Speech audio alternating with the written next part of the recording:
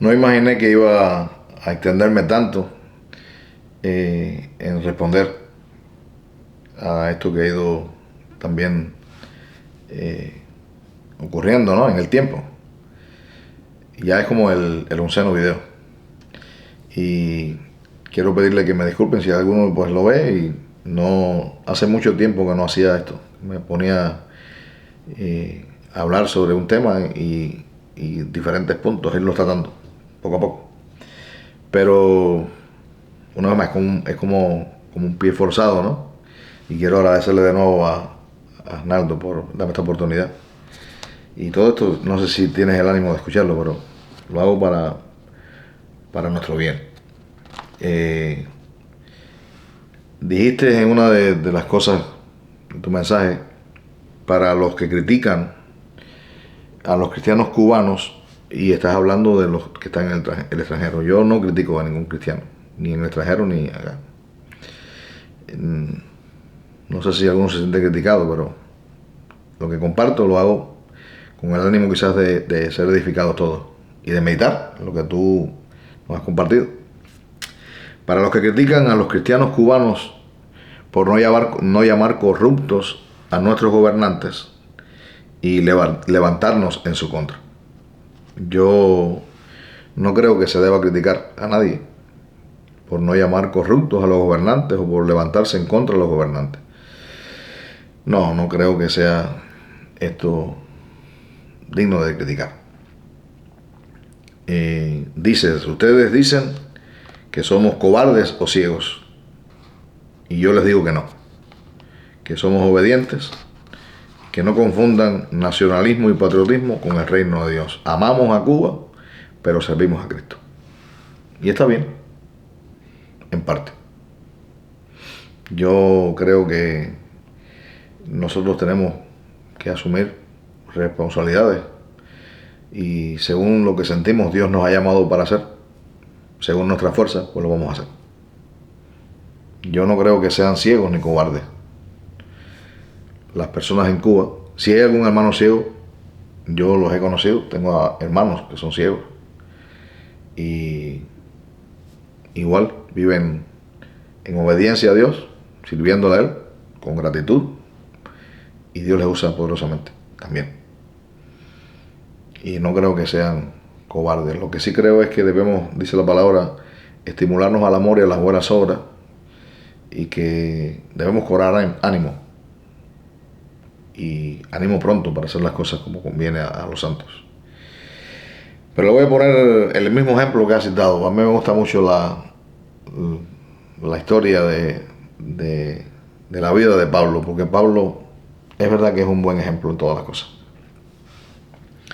Voy a compartir unas palabras de algo que ocurrió en una ocasión en la que Pablo dice que al día siguiente, queriendo alguien saber sobre la causa por qué los judíos le acusaban a él, le soltó las cadenas, estaba encadenado por los judíos, y mandó a venir a los principales sacerdotes y a todo el concilio, sacando a Pablo, le presentó ante ellos. Pablo estaba en una prisión romana y los guardias romanos lo llevaron a él delante de las autoridades ahora aquí religiosas. Dice que cuando Pablo llegó allí, estando Pablo mirando fijamente al concilio, dijo: varones hermanos, yo con toda buena conciencia he vivido delante de Dios hasta el día de hoy. Fíjense lo que dijo Pablo. Como tú y como yo. Tú y yo vivimos con toda conciencia limpia delante de Dios. Pablo dice así. Y por eso nada más, dice entonces, que el sumo sacerdote Ananías ordenó que le abofetearan, dice así literalmente, ordenó entonces a los que estaban junto a él que le golpeasen en la boca. ¡Paf! Imagínate tú, que ahora tú y yo estemos frente a la penosa realidad de que vayamos delante de un funcionario, y que alguien que tiene autoridad, miren ahora, porque este alguien no estoy hablando de un cualquiera. Estoy hablando de alguien que en aquel momento era de los politiqueros también. No solamente era un fariseo. Ananías era un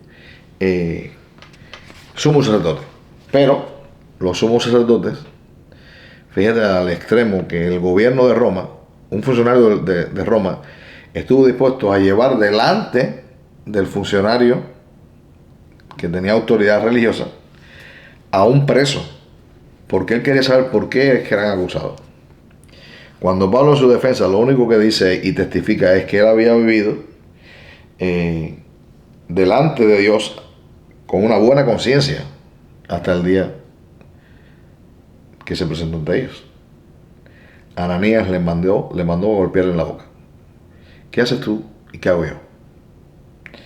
¿Qué hace un cristiano cuando alguien ordena que te dé en la boca? Bueno, vamos a tomar el ejemplo de Pablo como un buen cristiano. Entonces Pablo le dijo: Dios te golpeará a ti, pared blanqueada. ¿Estás tú sentado para juzgarme conforme a la ley? Y quebrantando la ley, ¿mandas a golpearme?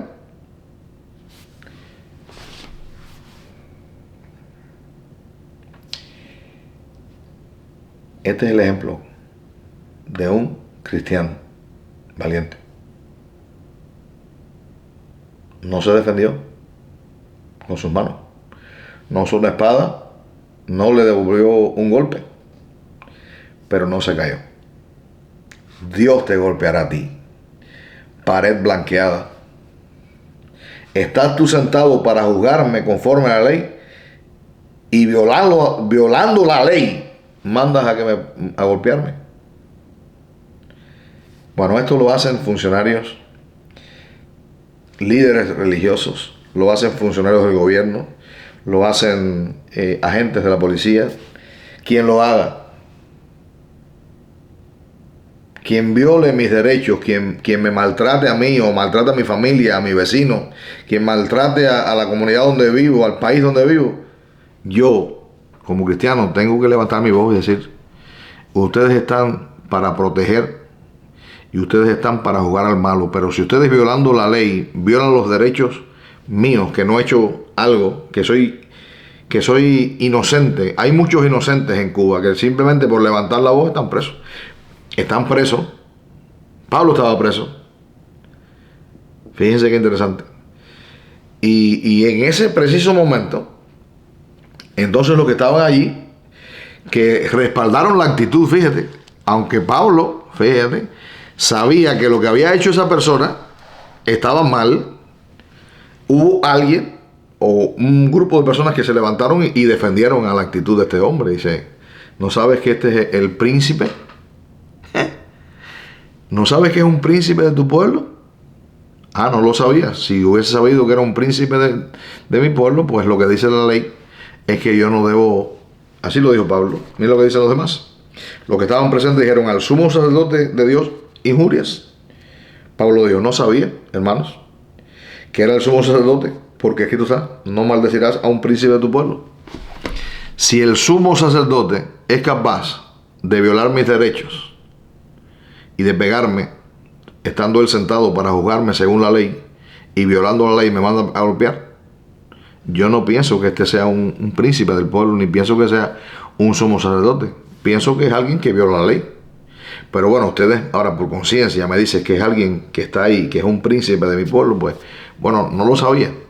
Es que hay veces que los príncipes no se comportan como príncipes, y hay veces que los líderes no se comportan como líderes, y hay veces que los funcionarios del gobierno no se comportan como si fuesen funcionarios del gobierno, se comportan como personas que en vez de proteger y de cuidar a una nación están torturando y están mutilando a un pueblo. ¿Entiendes ya? Pues bueno, automáticamente Pablo, como cristiano, dijo: aquí hay dos grupos. Y hay un grupo que por lo menos entiende lo que yo pues comparto. Y él automáticamente dividió la audiencia. Dijo otras palabras más. Notando que eran saduceos y fariseos, alzó la voz. Y entre el concilio dijo: varones hermanos, yo soy fariseo. Miren qué interesante. o un cristiano se identifica como fariseo. ¿Por qué? Porque desde pequeño había sido instruido conforme a las enseñanzas y costumbres del pueblo judío y era fariseo, era verdad que era fariseo. Convertido al cristianismo, pero era fariseo. Se convirtió a Cristo, pero de nacimiento era un fariseo que conocía todas las costumbres y conocía todo y se había circuncidado. Y él usó esto como una herramienta para que en el momento en el que estaba allí la asamblea se dividiera. Pero ¿saben qué? Me sorprende que ocurrió. Ahí habían también soldados romanos. Fíjense, un imperio que maltrata a los cristianos, que los mete presos, que los quema, que los decapita. Y los soldados dice que vieron que estaba ocurriendo, Pablo estaba en peligro. Dice que automáticamente,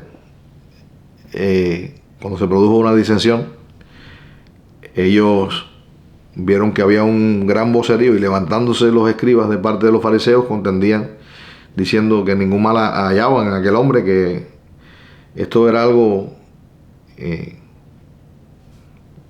simplemente había que pasar por alto porque no había ningún mal en él. Bueno, fueron los soldados y recogieron a Pablo y evitando que lo lastimaran, se lo llevaron. Así es la vida de un cristiano.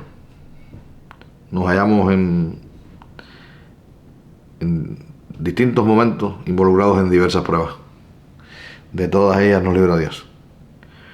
Y creo que Dios está librando batallas ahora en Cuba. Sí. Y los cristianos dentro y fuera de Cuba, pues creemos en la necesidad de que tanto los celotes como los apedreadores, como los, pudiéramos decir, líderes politiqueros, los predicadores, los cristianos, en fin, nuestros vecinos, nuestra familia, el pueblo de Cuba, todos, los líderes que son los que gobiernan, el presidente de Cuba, todos tenemos que volvernos a Dios de verdad. Porque es quien nos llama a todos, insisto, es quien llama a todos a que nos volvamos a Él. Esta es la realidad que va a traer a Cuba una gran bendición y espero que suceda pronto. De verdad que sí. Esto dice que va a ocurrir en algún momento.